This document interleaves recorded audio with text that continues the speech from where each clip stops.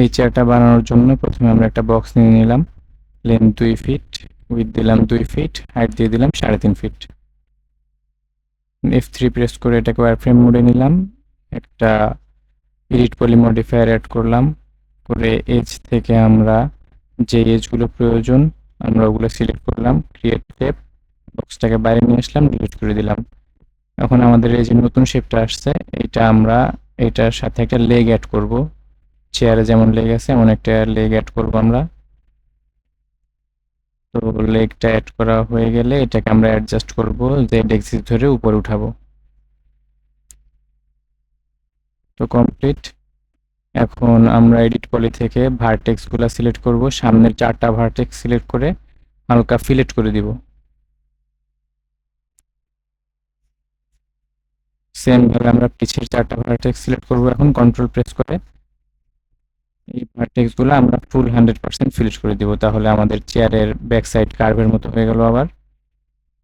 এখন enable in render, enable viewport on করে দিলাম, এতে করে আমাদের এটা থিকনেস দেখা যাচ্ছে। এখন কপি করে নিলাম, কপি করে উপরে নেওয়ার পরে ভার্টেক্সগুলো ধরে আবার আমরা এটাকে অ্যাডজাস্ট করে ছোট করে নিলাম আর পজিশন মতো বসিয়ে দিলাম।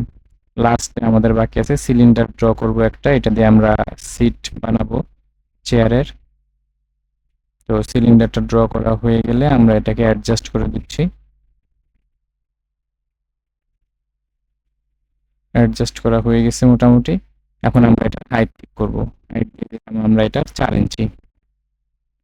হাইট দেওয়ার পর এটাকে আমরা উপরে নিয়ে যেয়ে যেখানে আমাদের বসানো দরকার সেখানে বসিয়ে নিলাম।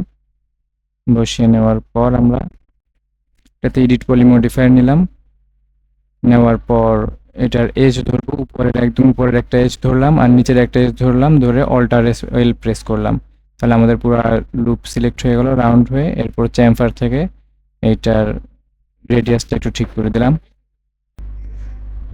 তো রেডিয়াসটা অ্যাডজাস্ট করলাম, করার পর আমরা এটাকে চেয়ারের সাথে অ্যাডজাস্ট করে নিলাম।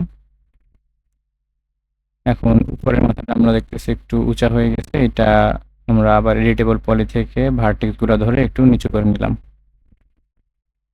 এখন নিচের কালারটা, লেগের নিচের ওই কালারটা, ইয়েলো কালারটা চেঞ্জ করে অন্যান্য লেগের কালারের মতো করে দিই।